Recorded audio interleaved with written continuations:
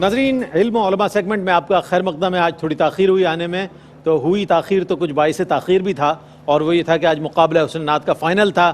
معزز ججز تشریف لائے ہوئے تھے، اس میں وقت لگ گیا، لیکن بہت خوبصورت اور یادگار مقابلہ رہا الحمدللہ. اور انشاءاللہ زندگی بخیر آئندہ سال بھی اس کو بہت اچھے طریقے سے انشاءاللہ پیش کیا جائے گا.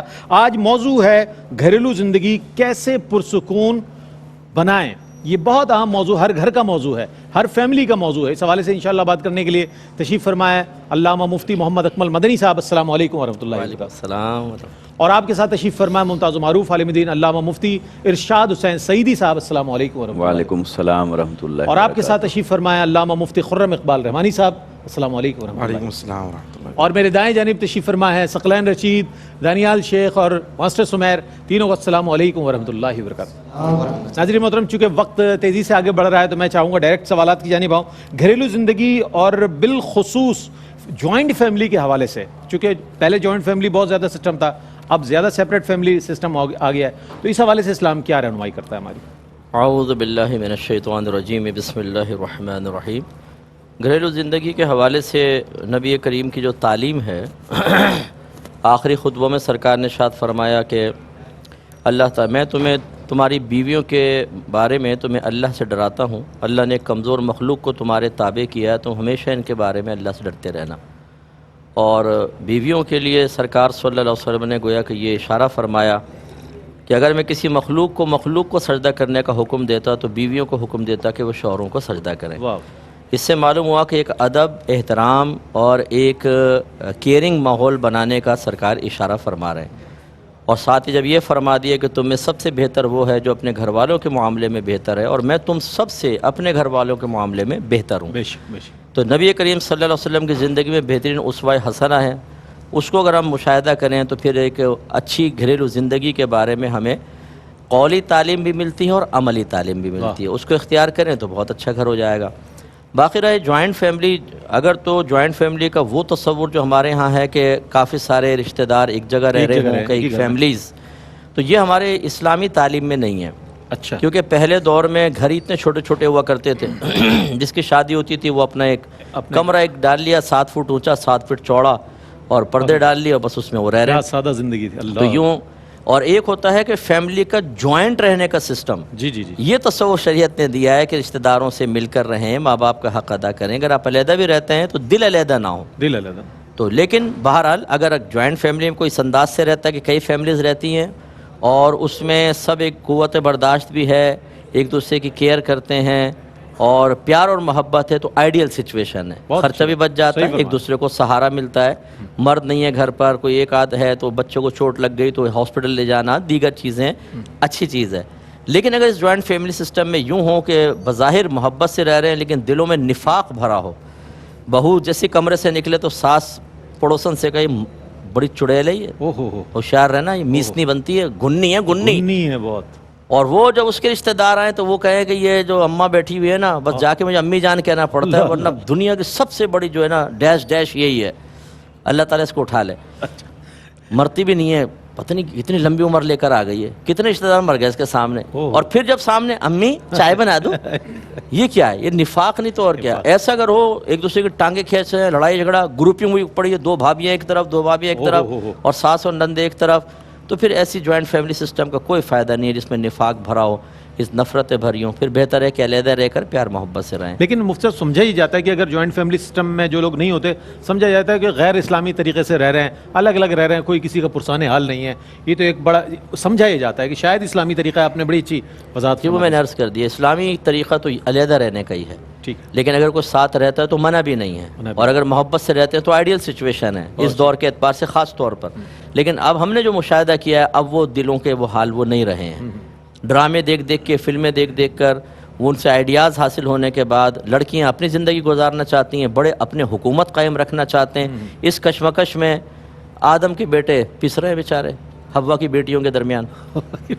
अच्छा, ये मुफ्ती साहब ने बहरहाल जाते जाते एक जो जुमला दिया है बड़ा ज़बरदस्त है, इस पर मज़ीद कलाम करेंगे। एक मुख्तसर सा वक्फा है, ज़रूरी नहीं है कि सारे जहन यकसां हों, एक जैसी सोच हो, एक दूसरे के लिए क़ुरबानी का जज्बा हो, ईसार का जज्बा हो, एक घर में रहते हुए तमाम लोग एक दूसरे के लिए जो है शीर व शकर हो जाएँ। आज के दौर में मुफ्ती साहब ने फरमाया और बजा फरमाया कि ऐसा मुमकिन भी नज़र नहीं आता, इसी लिहाज से सेपरेट फैमिली सिस्टम जो है उसमें सही लोग अपनी ज़िंदगी गुजार सकते हैं। इस हवाले से मज़ीद बात करेंगे कि आया जो घराने का सरपरस्त होता है वो कौन होता है, उसकी जिम्मेदारियां क्या होती हैं, इस हवाले से भी इंशाअल्लाह बात करेंगे। एक वक्फा है, वक्फे के बाद लौटते हैं, हमारे साथ रहिएगा।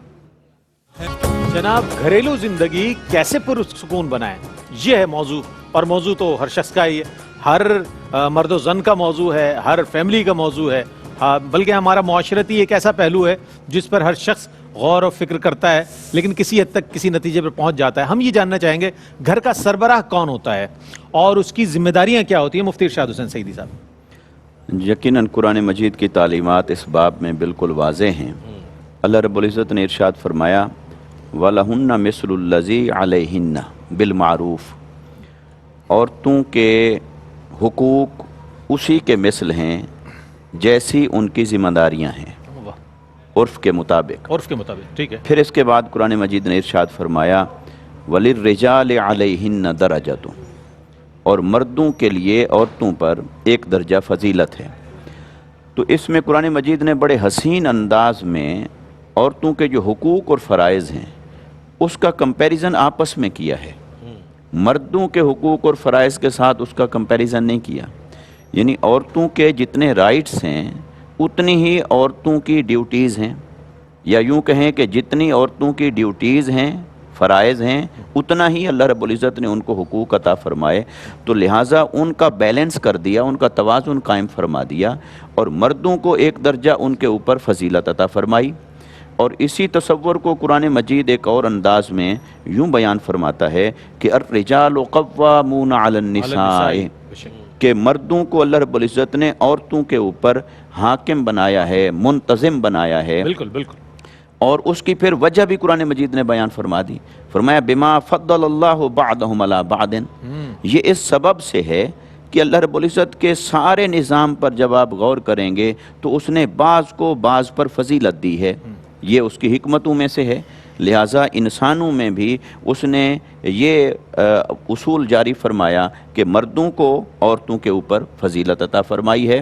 और फिर इसकी दूसरी वजह यह भी बयान फरमा दी कि वह बिमा अनफ़क़ू बिअमवालिहिम, इस सबब से भी कि माली ज़िम्मेदारी सारी की सारी मर्दों के ऊपर रखी। मगर इससे लोगों को ये गलत फहमी भी नहीं होनी चाहिए, बाज़ औरतें बाज़ मर्दों से बेहतर सलाहियत वाली होती हैं, बाज़ मर्द बाज़ औरतों से बेहतर सलाहियत रखते हैं। इसी तरह बाज़ खुसूसियात के एतबार से ऐसा है कि अल्लाह रब्बुल इज़्ज़त ने वो औरतों में खासियत बढ़ के रखी, और बाज़ खवास वो हैं जो मर्दों के अंदर बढ़ के रखे। मिसाल के तौर पर बच्चों की परवरिश में या उनको दिलासा देने में, उनकी परवरिश करने में अल्लाह रब्बुल इज़्ज़त ने औरत को एक ख़ास मलका अता फरमाया है, और मर्द वहाँ इस एरिए में वीक नज़र आता है उसके मुकाबले में, इल्ला ये कि किसी को खुसूसी हालात का सामना करना पड़ जाए। तो अर्ज़ करने का मकसद ये है कि औरतों को उनकी नौइयत के एतबार से, उनकी फ़ितरत के एतबार से, उनकी ज़िम्मेदारियों के एतबार से अल्लाह रब्बुल इज़्ज़त ने एक दायरा कार उनके लिए मुतय्यन फरमा दिया, और मर्दों के लिए उनकी ज़िम्मेदारियों के एतबार से और उनकी नौइयत के एतबार से एक दायरा कार मुतय्यन फरमा दिया। जहाँ तक घर के सरबराह का ताल्लुक़ है तो वो अल्लाह रब्बुल इज़्ज़त ने मर्द को ही बनाया है, घर का सरबराह है। लिहाजा मर्द जब घर का सरबराह है तो उसकी ज़िम्मेदारी है कि वो बहैसियत मुंतज़िम के पूरे घर का इंतज़ाम व इंसराम चलाए, और तमाम अहल व अयाल को उसकी इताअत और फर्माबरदारी का पाबंद किया गया है। और कुरान मजीद हदीस मुबारका इसमें भी वाज़ेह है कि औरतों को हुक्म दिया गया है कि मर्दों की इताअत करें, मर्दों को हुक्म नहीं दिया गया कि औरतों की इताअत करें। मर्दों के लिए ये हुक्म आया है कि आप उनका ख्याल रखें, उनके साथ अखलाक़ हसना से पेश आएँ, वआशिरूहुन्ना बिलमारूफ़, उनके साथ अच्छे तरीके से हुस्न सलूक से पेश आएँ, उनकी ज़रूरियात की कफ़ालत करें। ये तमाम चीज़ें मर्दों को एड्रेस की गई हैं, مگر کہیں پر بھی شریعت مطہرہ نے مردوں کو یہ حکم نہیں دیا کہ عورتوں کی اطاعت کرو، صحیح فرمایا۔ جبکہ عورتوں کو یہ حکم ضرور دیا ہے کہ مردوں کی اطاعت کرو۔ تو اس سے بھی یہی چیز ثابت ہوتی ہے کہ شریعت مطہرہ کا مزاج بھی یہی ہے، اور شریعت مطہرہ نے اسی میں حکمت اور مصلحت جانی کہ مرد کو گھر کا سربراہ مقرر کیا ہے، البتہ حقوق ہر ایک کے الگ الگ متعین فرما ٹھیک دیے۔ ہے، یہ جو آپ نے ارشاد فرمایا بجائے ارشاد، اور اس پر میں انشاءاللہ قبلہ مفتی محمد اکمل مدنی صاحب سے بھی کمنٹس لوں گا جب آپ کی طرف آؤں گا۔ اگلے جو مہمان ہیں ہمارے مفتی خرم اقبال رحمانی صاحب، ان سے میں جاننا چاہوں گا آیا گھروں میں جو ناچاقیاں ہو جاتی ہیں وہ عمومی طور پر اس لیے ہوتی ہے کہ ہم درگزر نہیں کرتے، کسی ایک بات کو پکڑ لیتے ہیں، کسی ایک بات پر رک جاتے ہیں اور جناب اس پر ہی وہ تمام ہمارے جو مسائل ہیں، جھگڑے ہیں، وہ اسی بنیاد پر ڈیولپ ہو جاتے ہیں۔ کیا فرمائیے گا درگزر کی کتنی اہمیت ہے گھرانوں میں؟ بسم اللہ الرحمن الرحیم والصلاة والسلام علی رسول الکریم، اما بعد۔ رئیس بھائی، سب سے پہلے تو ہمیں یہ دیکھنا چاہیے کہ جو گھریلو زندگی ہے اس کا جو بنیادی یونٹ ہے، یعنی گھر جو تشکیل پاتا ہے، وہ ایک مرد اور عورت کے نکاح کے بعد ایک گھر کی تشکیل ہوتی ہے میاں بیوی کے رشتے سے۔ اللہ سبحانہ و تعالیٰ نے قرآن مجید فرقان حمید میں اس رشتے کو بھی اپنی نشانی قرار دیا۔ فرمایا وَمِنْ آیَاتِهِ أَنْ خَلَقَ لَكُم مِّنْ أَنفُسِكُمْ أَزْوَاجًا لِتَسْكُنُوا إِلَيْهَا۔ اللہ سبحانہ و تعالیٰ کی نشانیوں میں سے ایک نشانی یہ ہے کہ اس نے تم سے تمہارا جوڑا بنایا، تمہاری بیویوں کو بنایا، اس لیے بنایا کہ تاکہ تم سکون قلب حاصل کر سکو۔ وَجَعَلَ بَيْنَكُم مَّوَدَّةً وَرَحْمَةً، اور پھر تمہارے درمیان مودت اور رحمت کے جذبے کو پروان چڑھایا ہے۔ اچھا، میں آپ سے قطع کلامی کی معذرت کے ساتھ ایک وقفے پہ جا رہا ہوں، اور وقفے سے لوٹیں گے تو انشاءاللہ مفتی خرم اقبال رحمانی صاحب انشاءاللہ جو ہے اپنے جواب کو مکمل فرمائیں گے۔ آپ ہمارے ساتھ رہیے گا۔ جی ناظرین، آپ کا خیر مقدم ہے، اور بہت اچھے انداز میں خرم اقبال رحمانی صاحب اپنا بیان فرما رہے تھے، جواب عنایت فرما رہے تھے، میں چاہتا ہوں مکمل فرما دیجیے۔ بہت شکریہ رئیس بھائی۔ میں آپ سے عرض کر رہا تھا کہ اللہ سبحانہ و تعالیٰ نے قرآن مجید فرقان حمید میں اس رشتے کو باقاعدہ اپنی نشانی قرار دیا۔ دیکھیں، ہماری کیفیت یہ ہے کہ ہم بہت جلدی جو ہے کچھ چیزوں سے اچاٹ ہو جاتے ہیں، ہماری طبیعت بھر جاتی ہے، دل بھر جاتا ہے، اور ہماری توجہ ڈائیورٹ ہو جاتی ہے۔ لیکن جو میاں بیوی کا رشتہ ہے، اس میں جو ایک خاص باؤنڈنگ ہے، اللہ نے فرمایا کہ اللہ کی رحمت اور اللہ کی نشانی ہے۔ ایک تو اس نے تمہیں بنایا اس لیے کہ ایک دوسرے سے سکون حاصل کر سکو، پھر فرمایا وَجَعَلَ بَيْنَكُم مَّوَدَّةً وَرَحْمَةً، اس باؤنڈ کو مزید کیا کرتا ہے، اس نے خاص کیفیت تمہارے اندر پیدا فرما دی، مودت اور رحمت، یعنی محبت بھی کرتے ہیں اور ایک دوسرے کی خیر خواہی کا جذبہ بھی اللہ نے رکھ دیا۔ یہ وہ باؤنڈنگ ہے اور یہ وہ بنیاد جس سے گھر تشکیل پاتا ہے، اور اسی بنیاد پر بھی باقی سارے رشتے بھی تشکیل پاتے ہیں۔ مرد اور عورت کے بعد پھر اولاد، جب اولاد ہوگی تو پھر یہ ماں باپ کے درجے پر آ جاتے ہیں، پھر اولاد کی اولاد ہوئی تو مزید رشتوں کا تنوع بڑھتا رہتا ہے۔ اب جہاں تک بات ہے سوال کی کہ ایک دوسرے کے ساتھ درگزر کرنا، تو بلا شبہ اس رشتے کو اگر مضبوط کرنا ہے تو پہلی بات تو ہمیں سوچنی ہوگی کہ ہم سب انسان ہیں، اور انسان کے اوپر ایک جذباتی کیفیت آتی ہے، کبھی غصہ آتا ہے، کبھی پریشانی، کبھی ٹینشن ہے، بہت سارے معاملات ہوتے ہیں، تو ہر دفعہ ایک جیسا ریسپانس نہیں ہو سکتا۔ مشین نہیں کہ ایک جیسا ریسپانس دیں، بلکہ اسٹریس کی پوزیشن میں تو مشین بھی وہ ریسپانس نہیں دیتی ہمیشہ، وہاں بھی خرابی اور پریشانی آ جاتی ہے۔ تو انسان کے جذبات میں کیفیات تبدیل ہوتی ہیں، غصہ بھی آ جاتا ہے، بے چینی بھی ہو جاتی ہے۔ ایسی کیفیت میں ہمیں کیا کرنا ہے؟ تو پیارے آقا صلی اللہ علیہ وسلم نے جو قرآن مجید میں اللہ کا حکم ہے وہ بھی ارشاد فرمایا۔ فرمان اللہ پاک فرماتا ہے وَالْكَاظِمِينَ الْغَيْظَ وَالْعَافِينَ عَنِ النَّاسِ۔ مومن کی نشانی میں تو یہ ہے کہ وہ تو عام طور پر بھی غصہ پینے والا اور لوگوں کو معاف کرنے والا ہے۔ یعنی غصہ پینے کا مطلب یہ ہے کہ سامنے والے نے کچھ ایسا کیا تھا کہ غصہ آیا نا، طبیعت کے خلاف کام کیا تھا، مرضی کے خلاف کام کیا تھا، اس لیے غصہ آیا۔ اس نے اس غصے کا اظہار نہیں کیا بلکہ اللہ کی رضا کے لیے غصے کو پی لیا، اور جس نے طبیعت کے خلاف کام کیا اس کو معاف کر دیا۔ ایک تو قرآن مجید میں اللہ نے ان کی تحسین فرمائی، اور پھر پیارے آقا صلی اللہ علیہ وسلم نے صحابہ سے پوچھا بھائی بتاؤ سب سے بڑا پہلوان کون ہے؟ تو عمومی طور پہ یہ تاثر ہے کہ جو اپنے مد مقابل کو پچھاڑ دے، اس کے سینے پر بیٹھ جائے، اس کو ہرا دے، وہی بڑا پہلوان۔ پیارے آقا صلی اللہ علیہ وسلم نے فرمایا کہ نہیں، سب سے بڑا پہلوان وہ ہے کہ جب اسے غصہ آئے، یعنی اس کی طبیعت اور مزاج کے خلاف کاموں سے غصہ آئے، غصے کا اظہار نہ کرے بلکہ غصے کو پی لے، تو اللہ سبحانہ و تعالیٰ کی بارگاہ میں بڑا محبوب اور پسندیدہ اس کا یہ عمل قرار دیا جائے گا۔ تو یہ بنیادی کیفیت ہے، جب ہم ایک دوسرے کے ساتھ رہتے ہیں تو ہمیشہ ایک جیسی کیفیت نہیں رہتی، اتار چڑھاؤ آتا ہے، تو ہمیں ایک دوسرے کے ساتھ درگزر کا معاملہ کرنا چاہیے۔ شوہر ہیں تو اسے بھی بیوی کے جذباتیت کے اوپر جو ہے وہ درگزر کا معاملہ کرنا چاہیے، اور اہلیہ کو بھی دیکھنا چاہیے کہ اگر شوہر کبھی غصے میں پریشانی کے عالم میں ہے تو اور غصے کا اظہار کرے تو اس پہ جذباتیت کا اظہار ہرگز نہیں کرنا چاہیے۔ درگزر کریں گے تو انشاءاللہ گھر میں امن اور سکون رہے گا۔ اچھا، اب ہم یہ جاننا چاہیں گے کہ گھر کے ماحول کو بہتر بنانے کے لیے وہ کیا ضروری اقدامات ہیں کہ جو کرنے چاہیے. یہ سوال مفتی صاحب کی جانب ہے. لیکن میرے ذہن پر دستک دینے والا ایک سوال جو مفتی ارشاد حسین سعیدی صاحب نے فرمایا کہ عورتوں کو مردوں کی اطاعت کرنی چاہیے اور اسی کا حکم آیا ہے. لیکن فی زمانہ معاشرے میں ہم جو دیکھتے ہیں صورتحال اس کے برعکس نظر آتی ہے. چونکہ مفتی صاحب ہمارے معاشرتی اصلاح کے حوالے سے بہت بیانات ارشاد فرماتے ہیں. کیا فرمائیے گا حضرت؟ پہلے تو میں آپ کی تعریف کرنا چاہوں گا. ماشاءاللہ آج اپنی ایج سے 30-40 سال کم نظر آ رہے ہیں ماشاءاللہ. پیدا ہی نہیں ہوا میں اس کا چلیں جزاک اللہ آپ کے نظر بس سے بچائیں. ماشاءاللہ مزاح کر رہا ہوں. ینگ آدمی ہیں ویسے آپ اچھے لگ رہے ہیں ماشاءاللہ. اچھا ہاں ماشاءاللہ. دوسری بات یہ ہے کہ یہ تو ایک جو شرعی اصول تھا, شرعی نقطہ نظر تھا, زاویہ نظر, اس کے اعتبار سے بیان کیا. لیکن اب عورتوں نے ان اصولوں کے پرخچے اڑا دیے ہیں. اب گھر میں اکثر سپر پاور یا تو والدہ نظر آئیں گی اور کمرے کے اندر زوجہ نظر آئے گی. اکثر ایسی ہوتا ہے. بیچارہ جو باہر بہادری کے ساتھ لوگوں کی آنکھوں میں آ کر ڈال کے گفتگو کر رہا ہے, وہ کمرے میں داخل ہو کے نگاہیں جھکا کر گفتگو کرنے پر مجبور ہوتا ہے. خاص طور پہ جب بہن کے بیوی کے پیچھے بیک ہو, پولیٹیشین ہو, کوئی 5-6 بھائی ہوں یا بینک بیلنس اچھا ہو, تو ذرا شور کی اونچی آواز آئے تو آواز نیچے. مذاق کر رہا تھا. چلو بھائی.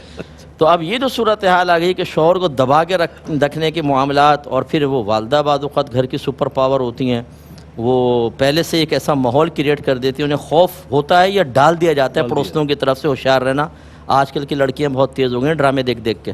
وہ پھر پڑوسی ملک کے چند ڈراموں کی مثالیں دے کر وہ اتنا ڈرا دیتی ہیں کہ ساس پہلے ہی چھریاں تیز کر کے بیٹھ جاتی, جیسی بہو آئے گی اس کے پر کاٹ دیے جائیں گے. تو وہ سختیاں اور بے جاؤ. پھر جب وہ دیکھتی ہیں کہ ہاں بیٹا بھی اطاعت کر رہا ہے اور بہو بھی دب گئی ہے, تو ان کو ایک فتح کا سا احساس ہوتا ہے, اور اس کے بعد وہ سپر پاور چل رہی ہوتی ہے. اسی لیے بعض لوگ کہتے ہیں مفتی صاحب دین پہ چلنا مشکل ہو گیا, کیا کریں. میں کہتا ہوں گھر کی سپر پاور کو اپنا بنا لو, انشاءاللہ تم آرام سے چل پاؤ گے. تو اس لیے بہرحال یہ بہنیں جو اس طرح کی ہیں کہ وہ کسی بھی وجہ سے, خصوصاً میں باہر کی بہنوں سے گزارش کروں گا, بعض اوقات وہ شوہر کو پاکستان سے یہاں بلاتی ہیں, ہندوستان سے بلاتی ہیں, اور ان کو ویزے کی سہولت پرووائڈ کرتے ہیں ان کے گھر والے. تو ایسی صورتحال میں نے دیکھا ہے کہ شوہر بہت دب کر رہتا ہے. کم از کم پہلے 5 سال تو اس کو بہت ہی اطاعت گزار شوہر کے حیثیت سے رہنا ہوتا ہے. ہاں وہ نیشنلٹی مل جاتی ہے, اس کے بعد پھر وہ جو رنگ نکالتا ہے, کیونکہ اتنے عرصے تک وہ بھی اپنے رائٹس سمجھ چکا ہوتا ہے اور قانون سمجھ چکا ہوتا ہے, پھر وہ ذرا انتقامی کارروائی کی طرف آ جاتا ہے. ہر جگہ تو نہیں ہوتا, لیکن بہرحال بہنوں کو چاہیے ایسا نہ کریں. تو یہ مختلف گھروں میں مختلف سچویشن ہے. کہیں پہ سسر کا روب دبدبا ہوگا, کہیں ساس کا, کہیں بیٹے پاورفل ہوتے ہیں اور کہیں بہویں پاورفل ہوتی ہیں. لیکن جو اصول تھا وہ یہ حضرت نے بیان کیا. باقی گھر کے اندر اچھا ماحول بنانے کے لیے سب سے پہلی چیز شریعت کا نفاذ ہے. جب تک آپ شریعت کو نافذ نہیں کریں گے, آپ کے جھگڑے کبھی ختم نہیں ہو سکتے. جب جھگڑا ہوتا ہے تو ساس سمجھتی ہے میں حق پر ہوں, بہو غلط, شوہر کہتا ہے میں صحیح ہوں, بیوی غلط, بیوی کہتی ہے میں صحیح ہوں, نندے کہتی ہے میں صحیح ہوں. شریعت پہ پیش کر لینا, شریعت بتائے گی کون صحیح ہے کون غلط. جس کو اپنی غلطی محسوس ہو وہ سرنڈر کر جائے کہ اللہ رسول نے فرما دیا, ٹھیک ہے میں غلطی پہ میں معافی مانگ لیتی ہوں یا میں معافی مانگ لیتا ہوں, سارا معاملہ ختم ہو جائے گا. معاملہ اس وقت چلتا ہے کہ جب ہر ایک یہ سمجھتا ہے میں اپنے معاملے میں بالکل اپنے موقف میں حق پر ہوں اور تمام تر غلطی سامنے والے کی. صحیح فرمایا. بہنیں بہت ساری ہمیں پورا بتاتی ہیں مجھ صاحب یہ کیا وہ کیا, شوہر نے ایسا.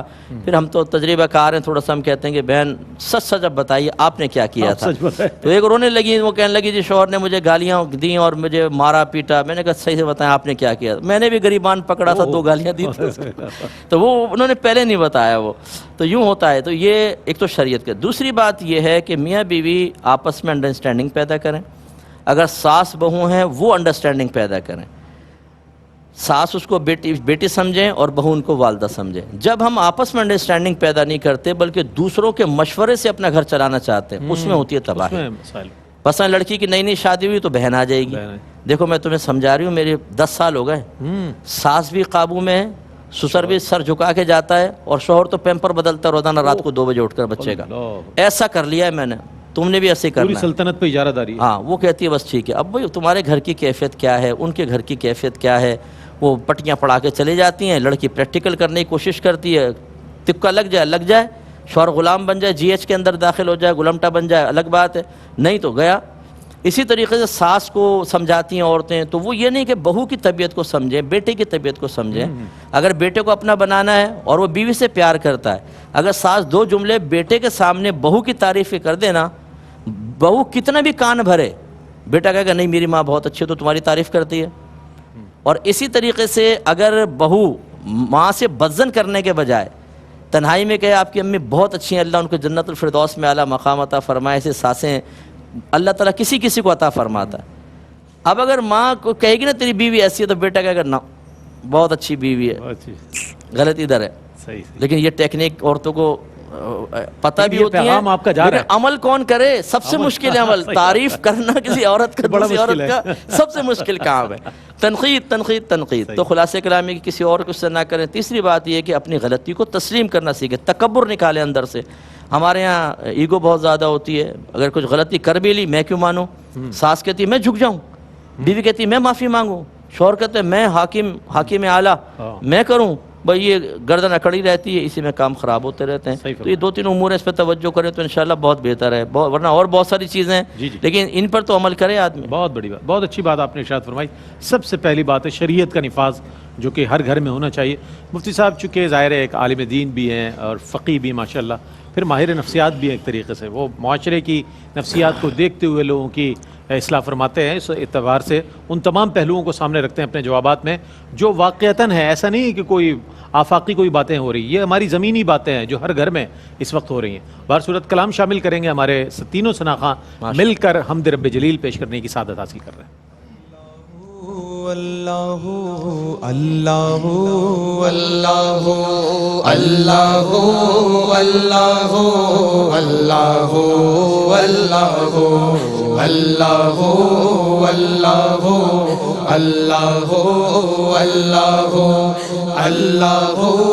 اللہ اللہ اللہ اللہ حسبی ربی جل اللہ ما فی قلبی غیر اللہ حسبی ربی جل اللہ ما فی قلبی غیر اللہ نور محمد صلی اللہ نور محمد صلی اللہ لا الہ الا اللہ اللہ اللہ اللہ اللہ اللہ اللہ اللہ اللہ کون مقام میں ہے اللہ دونوں جگہ میں ہے اللہ کون مقام میں ہے اللہ دونوں جگہ میں ہے اللہ جسم میں جامع ہے اللہ جسم میں جامع ہے اللہ لا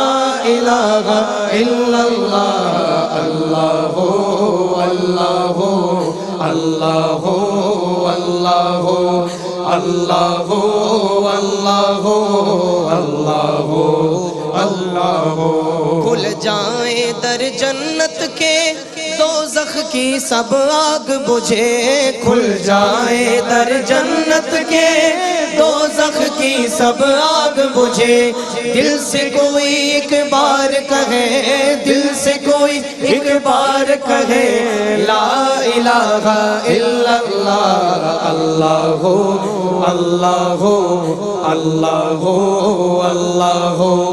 اللہ اللہ اللہ اللہ لا الہ الا اللہ لا الہ الا اللہ لا الہ الا اللہ آمنا برسول اللہ. سبحان اللہ سبحان اللہ. ماشاءاللہ ماشاءاللہ خوبصورت انداز میں حمد رب جلیل پیش کر رہے تھے جناب ثقلین رشید اور دانیال شیخ اور ہمارے ماسٹر سمیر. بہت اچھے انداز میں حمد رب جلیل پیش کی. ایک وقفہ لیتے ہیں، وقفے کے بعد لوٹیں گے، ہمارے ساتھ رہیے گا. اچھا جناب، آج موضوع انتہائی اہم بھی ہے اور آپ کے لیے بہت کارآمد بھی ہے ہمیشہ کی طرح. گھریلو زندگی کیسے پرسکون بنائیں، اس حوالے سے یہ بھی ہم جانیں گے جیسے مفتی اکمل صاحب نے فرمایا کہ شریعت کو نافذ کریں پہلے گھر میں. تو اسی کو ہم آگے بڑھاتے ہیں اور یہ پوچھنا چاہیں گے مفتی ارشاد حسین سعیدی صاحب سے. مفتی صاحب، دینی شعور ہونا گھر کے افراد میں کتنا ضروری ہے دینی ماحول کے حوالے سے؟ فرمائیے گھر میں کس قدر امن و امان اور نظم و ضبط قائم رہ سکتا ہے اس کے حوالے سے؟ بہت ہی ضروری ہے. دینی شعور اور علم سے ہی گھر کے ماحول کو پرسکون بنایا جا سکتا ہے، مثالی بنایا جا سکتا ہے. بہتر سے بہتر بنایا جا سکتا ہے. اور اس کو میں یوں عرض کروں گا کہ جب دیکھیں گھر کے تمام افراد، گھر کا سربراہ جو کہ مرد ہے اور خواتین بھی اور بچے بھی، جب وہ قرآن مجید سے آگاہ ہوں گے، حدیث مبارکہ سے آگاہ ہوں گے، تو ان کے اندر ایسی اخلاقیات ڈیولپ ہوگی جس اخلاقیات کے نتیجے میں ان کا ایک دوسرے کو خوش رکھنا زیادہ ممکن ہو جاتا ہے. مثال کے طور پر ان کے اندر صبر پیدا ہوگا. پھر صبر کی خاصیت ہوگی تو گھر میں تنگی تکلیف آتی ہے، یہ نیچرل ہے، ہر گھر میں تھوڑی زیادہ تنگی تکلیف ہوتی ہے کئی اعتبار سے. تو اس تنگی تکلیف کے اندر ان میں کوئی چڑچڑا پن نہیں آئے گا، ایک دوسرے کے خلاف تند و تیز جملوں کا تبادلہ نہیں ہوگا، ایک دوسرے کو مارجن دیں گے، سپیس دیں گے. اسی طرح جب وہ دینی اخلاقیات کے حامل ہوں گے، دینی شعور کے نتیجے میں، دینی علم کے نتیجے میں، تو پھر گھروں کے اندر غیبت کا ماحول نہیں ہوگا اور سخت کلامی کا ماحول نہیں ہوگا، حسن کلام پر وہ فیملی چلتی رہے گی. تو اس اعتبار سے پھر ہم دیکھتے ہیں اگر گھروں میں جیسے مالی تنگی آ جاتی ہے، اور اگر مالی تنگی کسی گھر کے اندر ہے تو پھر بہت سارے شکوے شکایتیں جنم لیتے ہیں. بالکل. ان شکوے شکایتوں کے نتیجے میں اختلافات بھی ہو جاتے ہیں. لہٰذا اگر دینی تعلیمات سے وہ گھرانہ آراستہ ہوگا تو وہ قناعت پسندی کی طرف جائے گا، وہ اللہ کی رضا کے اوپر راضی رہنے کو اپنا معمول بنائیں گے، اور جو کچھ ان کے پاس میسر ہے وہ اسی کو ہی سب کچھ سمجھتے ہوئے اللہ کی رضا کے اوپر راضی رہ کر ایک اچھی زندگی گزار سکتے ہیں.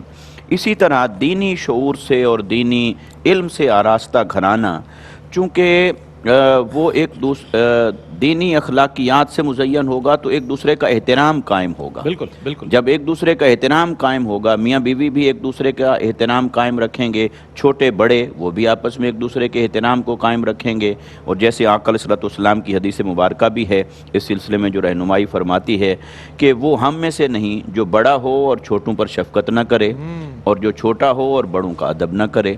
تو گویا آقا علیہ الصلوۃ والسلام کی سنت مطہرہ کی ان تعلیمات سے آراستہ گھرانہ وہ عزت اور احترام کے ماحول میں رہے گا، اور بڑے چھوٹوں پر شفقت کر رہے ہوں گے اور چھوٹے بڑوں کا احترام کر رہے ہوں گے.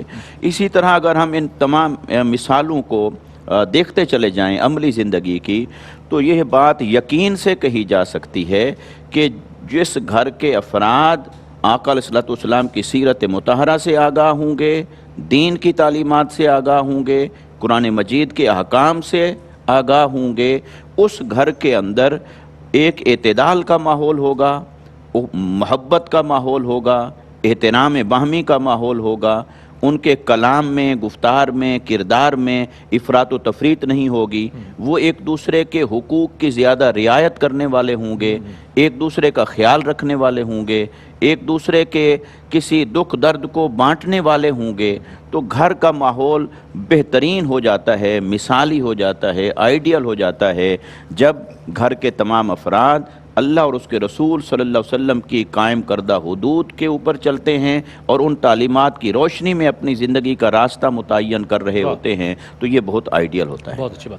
اچھا حضرت یہ فرمائیے گا کہ گھر میں رہنے والوں کے لیے باہمی ان کا تعاون اور ہم خیال ہونا کتنا ضروری، چونکہ تعاون نہ ہو تو ظاہر ہے تعاون کے بغیر تو پھر وہ اختلافات جنم لیتے ہیں. کیا فرمائیے گا اس سوال سے؟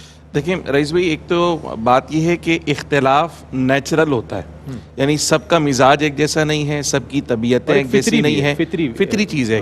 اب جیسے کسی کو مرچیں زیادہ اچھی لگتی ہیں، کسی کو پھیکا کھانا اچھا لگ رہا ہے، کسی کو چاول زیادہ پسند ہے تو کسی کو روٹی زیادہ پسند ہے. یہاں کیفیت یہ ہے کہ بیلنسڈ ہونا چاہیے.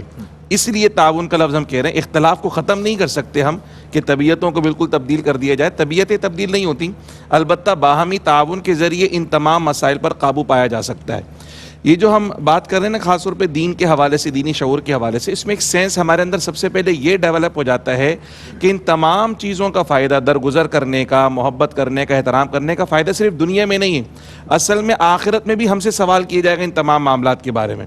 تو یہ جو سینس صرف اسلام ڈیولپ کرتا ہے افراد کے اندر، کسی اور مذہب میں، کسی اور سوسائٹی میں چیز ڈیولپ نہیں ہوتی.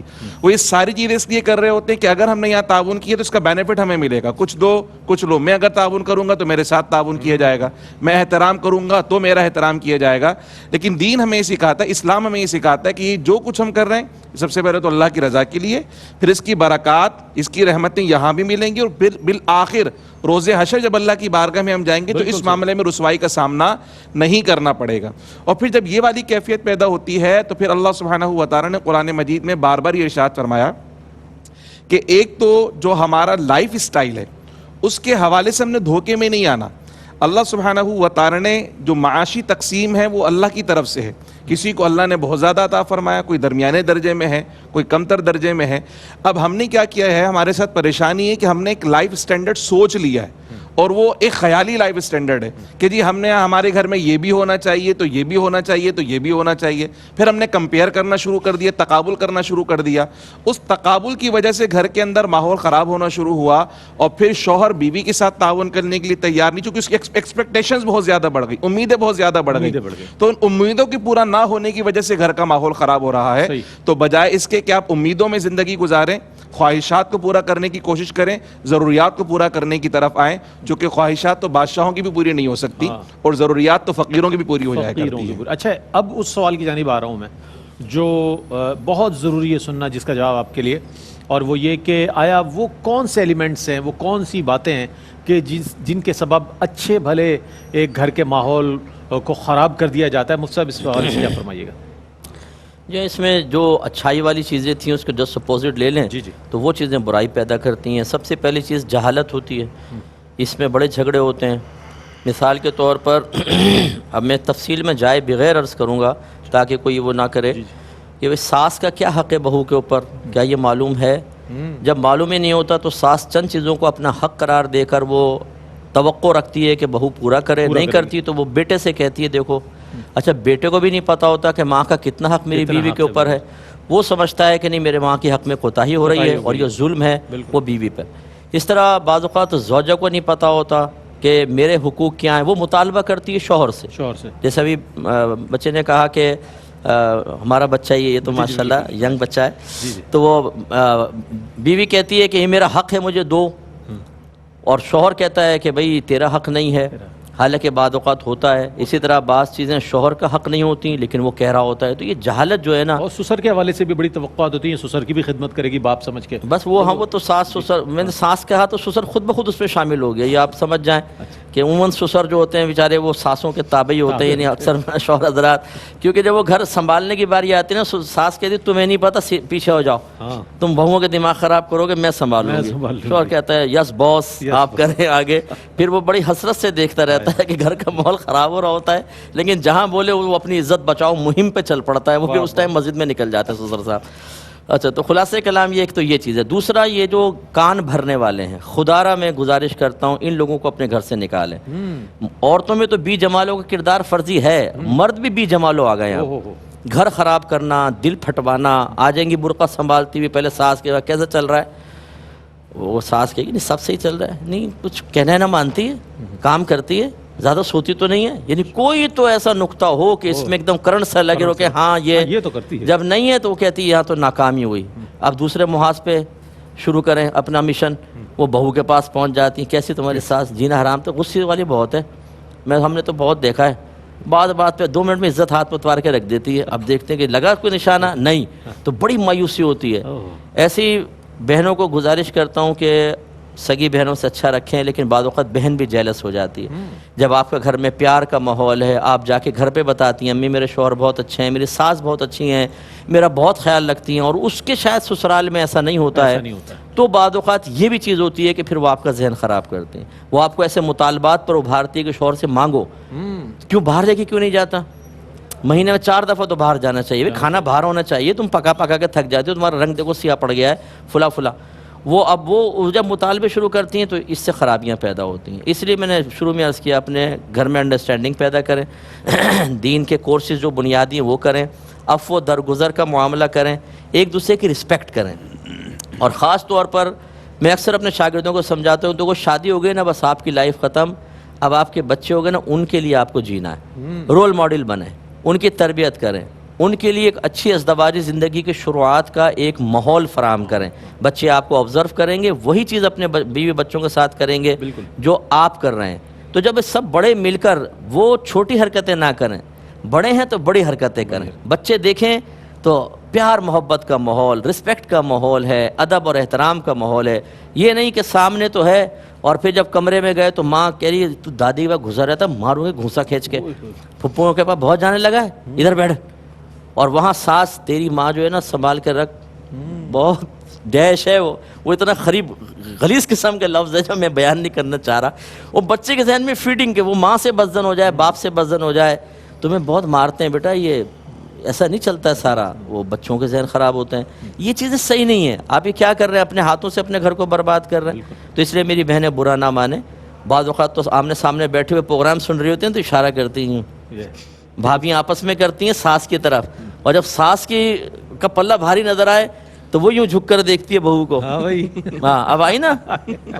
اور بعض اوقات شوہر پیچھے بیٹھ کے ہنس رہا ہوتا ہے، اسے بڑا مزہ آ رہا ہوتا ہے، سامنے عورتوں کو لڑوا دیا آپس میں، وہ بڑے خوش ہو رہے ہوتے ہیں. لیکن بیٹا یہ خوشی آپ کی چند دنوں کی ہے، اب یہ ختم تو ہونے دے پروگرام، پھر دیکھیں وہ جو ہتھیار تیز کر کے حملہ ہوں گے، بڑا خطرناک. کیا بات. مفتی صاحب نے بہت اچھے انداز میں اپنے جواب کو مکمل فرمایا، اور ظاہر ہے یہ ہمارے معاشرے کی عکاسی ہے ان تمام باتوں میں. ایک وقفہ لیتے ہیں، وقفے کے بعد لوٹیں گے، ہمارے ساتھ رہیے. جناب، گھریلو زندگی کو کیسے پرسکون بنائیں؟ طریقے تو بہت بتا دیے گئے ہیں، اللہ کرے کہ ان میں سے کچھ طریقے آپ جو ہے اپلائی کر دیں، گھر میں ان کو امپلیمنٹ کر دیں تو اس کے ثمرات بھی انشاءاللہ ملنے شروع ہو جائیں گے آپ کو. میں پیغامات لینا چاہتا ہوں اس مرحلے پر، چونکہ ظاہر ہے ایک بہت عام کامن موضوع ہے، سب کے لیے مفید ہے. مفتی ارشاد حسین سعیدی صاحب کیا کہیے گا آج کے موضوع کے حوالے سے، اور آج جو آپ لوگوں نے گفتگو فرمائی اس حوالے سے کیا پیغام؟ جی یقیناً پیغام یہی ہے کہ حضور نبی اکرم صلی اللہ علیہ وسلم کو اللہ رب العزت نے ہمارے لیے زندگی کے ہر پہلو کے اعتبار سے اسوہ کامل اور اسوہ حسنہ بنایا ہے. لہٰذا آقا علیہ الصلوۃ والسلام کی سیرت مطہرہ سے، آپ کی تعلیمات سے اپنے گھروں کے ماحول کو مزین کیجئے. آقا علیہ الصلوۃ والسلام نے جس طرح گھریلو زندگی آپ نے گزاری کہ اس میں ایک اعتبار سے بے تکلفی بھی تھی، اور پھر عزت احترام بھی، نیکی اور تقوی اور اس کی تعلیم بھی، دینی احکامات کی پابندی بھی. تو ہم بھی اگر اسی کو اپنائیں کہ آقا علیہ الصلوۃ والسلام کی تعلیمات، نیکی اور تقوی، اس ماحول کو گھروں کے اندر پیدا کریں، اور خاص طور پر زبانوں کو نرم رکھیں اور عزت اور احترام کو فروغ دیں، تو یقیناً ہماری زندگیاں بہت پرسکون ہو سکتی ہیں. کیا کہنا ہے خرم اقبال رحمانی صاحب، کیا فرمائیے گا؟ چونکہ ظاہر ہے آپ کے پاس بھی لوگ آتے ہوں گے اپنے مسائل لے کر، اس پلیٹ فارم سے آپ کیا پیغام دیں گے؟ رئیس بھائی، اس وقت بنیادی مسئلہ جو ہمیں نظر آتا ہے نا، وہ دوریوں کا نظر آتا ہے. جسمانی دوریاں نہیں ہیں، نفسیاتی اور محبتوں کی دوریاں بہت زیادہ بڑھ گئی ہیں.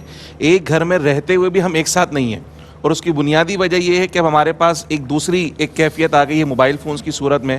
ہم برابر میں بھی بیٹھے ہوتے ہیں تو آپس میں گفتگو نہیں کرتے، موبائل فون کے اندر لگے ہوتے ہیں. اور حیرت کی بات یہ ہے کہ فیملی ممبرز بھی واٹس ایپ گروپ پہ بات چیت کرتے ہیں، آمنے سامنے بیٹھ کے بات نہیں کر رہے. وہ شیئر کر دیتے تو ہیں، وہ واٹس ایپ گروپ پہ ایک دوسرے سے خیر خیریت معلوم کر رہے ہیں، اور آج کیا پکے گا سب اپنی اپنی رائے دیتے ہیں، گروپ پہ آ گیا. تو یہ ایک ایسی چیز ہے جس نے ہماری فیملی باؤنڈنگ کو خراب کر دیا ہے، ختم کر دیا ہے. اس لیے شریعت مطہرہ کو اختیار کرتے ہوئے پیارے آقا صلی اللہ علیہ وسلم کے اسوہ حسنہ سے روشنی لیجیے اور اپنی اندھیری زندگی میں اجالا کیجیے. حضور کے قریب آئیے، قرآن کے قریب آئیے، شریعت کے قریب آئیے.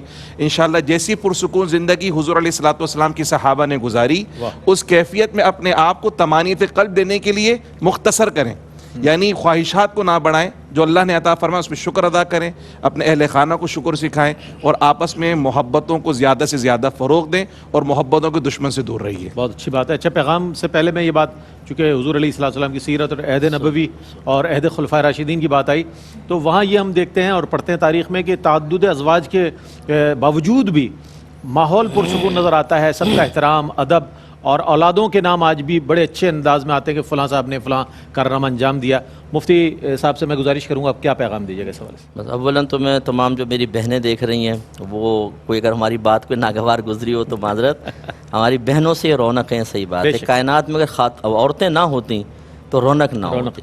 اللہ تعالیٰ نے ان کو بہت اچھا بنایا اور بہت ہی اپنا کردار گھر میں ادا کرتی ہیں. بس ان سے گزارش یہ ہے کہ خواتین ہی گھر کو جنت بنا سکتی ہیں. بالکل صحیح. مرد تو عمومی طور پر بیویوں کے اور عورتوں کے پیچھے ہی ہوتے ہیں، اور انہیں بھی ایک پرسکون ماحول کیوں نہیں پسند آئے گا. ایک آدمی تھکا ہارا گھر میں آتا ہے، اگر گھر کے ماحول میں ٹینشن ہو تو پھر وہ مزہ نہیں آتا. اس لیے ہماری بہنیں تھوڑا سا ناراض نہ ہوں، بلکہ ان چیزوں کو محسوس کریں اور گھر کا ماحول اچھا کریں. آپ کے دم قدم سے سب بہاریں ہیں. آپ اگر اچھی ہو جائیں گی تو انشاءاللہ ہم آپ کے پیچھے چلنے کے لیے تیار ہیں کیا بات. اور بالکل ہم آپ کی اطاعت کریں گے. واہ واہ. اس طرح کے شریعت کو بھی ملحوظ رکھیں گے، لیکن ماحول اچھا بننا چاہیے. سب بھائی نے اپنے اپنے گھروں میں ماحول اچھا بنائیں، انشاءاللہ بڑی برکت سے نوازیں. ماشاءاللہ آج تک ہماری ماؤں بہنوں نے جتنے پروگرامز دیکھے ہیں، آج مفتی صاحب نے بہت عمدہ انداز میں اس کی وضاحت بھی فرما دی اور آپ سب کو پیغام بھی دے دیا، بہت خوبصورت. ناظرین محترم، میں اس مرحلے پر شامل کر رہے ہیں نعت رسول مقبول صلی اللہ علیہ وآلہ وسلم. حضرت بہزاد لکھنوی کی خدمت میں ٹریبیوٹ پیش کرنا تھا آج، لیکن آج انہی کا کلام ہم اس انداز میں شامل کر رہے ہیں کہ انہیں خراج تحسین پیش کر رہے ہیں. میں قبلہ مفتی ارشاد حسین سعیدی صاحب آپ کی تشریف آوری کا بہت شکریہ ادا کرتا ہوں. مفتی خرم اقبال رحمانی صاحب آپ کی تشریف آوری کا بہت شکریہ. اور قبلہ مفتی محمد اکمل مدنی صاحب ہمارے ساتھ تشریف فرما رہیں گے. اس کے بعد آذان فجر کے وقفے کی جانب بڑھیں گے ہم، اور اس کے بعد جب لوٹیں گے تو آپ کے شرعی مسائل اور ان کے حل کے حوالے سے قبلہ مفتی اکمل صاحب یہاں تشریف فرما ہوں گے، آپ کے سوالات کے جوابات عنایت فرمائیں گے. نعت رسول مقبول صلی اللہ علیہ وآلہ وسلم اور اس کے بعد وقفہ. بسم اللہ. مدینے کو جائیں یہ جی چاہتا ہے، مدینے کو جائیں یہ جی چاہتا ہے، مقدر بنائے یہ جی چاہتا ہے، مقدر بنائے یہ جی چاہتا ہے، مدینے کو جائے. مدینے کے آقا دو عالم کے مولا، مدینے کے آقا دو عالم کے مولا، تیرے پاس آئے یہ جی چاہتا ہے، تیرے پاس آئے یہ جی چاہتا ہے، مدینے کو جائے. محمد کی باتیں، محمد کی سیرت، محمد کی باتیں، محمد کی سیرت سنے اور سنائے یہ جی چاہتا ہے، سنے اور سنائے یہ جی چاہتا ہے، مدینے کو جائے. پہنچ جائے بہزاد جب ہم مدینے، پہنچ جائے بہزاد جب ہم مدینے، تو خود کو نہ پائے یہ جی چاہتا ہے، تو خود کو نہ پائے یہ جی چاہتا ہے، مدینے کو جائے. جہاں دونوں عالم ہے محو تمنا، جہاں دونوں عالم ہے محو تمنا، وہاں سر جھکا